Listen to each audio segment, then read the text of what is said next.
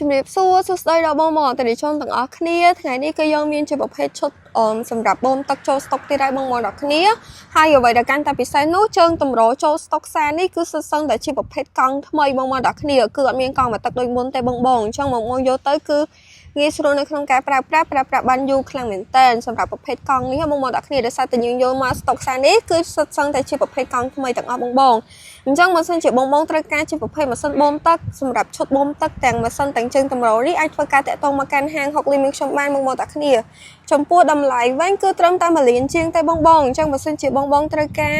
ឈុតបូមទឹកអាចធ្វើការតាក់ទងមកបានហើយចំពោះប្រភេទក្បាលបូមក៏យើងមានដែរបងក្បាលបូមយើងមានទាំង N70 ហើយនិង N75 ហើយនិង N90 បងចឹងបើសិនជាបងត្រូវការប្រភេទមួយណាអាចធ្វើការតាក់ទងមកបានហើយបើបងត្រូវការតែម៉ាស៊ីនក៏បានត្រូវការទាំងម៉ាស៊ីនទាំងជើងតម្រូរក៏បានឬក៏ត្រូវការតែជើងតម្រូរក៏បានដែរបងទាំងគ្នាគឺយើងមានស្តុកដូចគ្នាបងអញ្ចឹងបើសិនជាបងអតិថិជនដែលគាត់មានតម្រូវការអាចធ្វើការតាក់ទងមកកាន់ហាង6លីមខ្ញុំបានបងទាំងគ្នាដែលទីតាំងហាងរបស់យើងគឺស្ថិតនៅខេត្តបាត់ដំបងនៅជិតនឹងរង្វង់មួយនៃរំសាយសក់តែម្ដងបងទាំងគ្នាសម្រាប់ព័ត៌មានលម្អិតបងអាចតាក់ទងតាមរយៈលេខទូរស័ព្ទក៏បានឬមួយក៏ Facebook Page 6លីមរំសាយសក់ខេត្តបាត់ដំបងក៏បានបងអាចមើលជាមួយនឹងរូបរាងម៉ាស៊ីនបានសម្រាប់ប្រភេទម៉ាស៊ីននេះគឺនៅគ្រប់គ្រឿងនៅស្អាតតែម្ដងបងទាំងគ្នាមានទាំងភ្លើងមានទាំងអីទាំងអស់តែម្ដងបងអញ្ចឹងបើសិនជាបងស្រឡាញ់តាមម៉ាស៊ីនក៏យើងមានស្តុកដែរបងទាំងគ្នាដូចតែខ្ញុំបានផុសនៅវីដេអូមុនអញ្ចឹងគឺប្រភេទម៉ាស៊ីន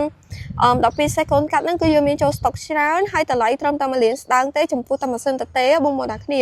បើសិនជាបងយកតែជើងតម្រនេះគឺតម្លៃត្រឹមតែ1លានជាងតែបងទាំងគ្នាបងអាចមើលបានជាមួយនឹងជើងតម្រខាងយើងគឺដែកអីគឺដៃក្រាស់ស្អាតហ្មងតំណផ្សារអីគឺស្អាតហ្មងបងធានាជូនតែម្ដងបងទាំងគ្នាអញ្ចឹងបើសិនជាបងអតិថិជនដែលគាត់មានតម្រូវការ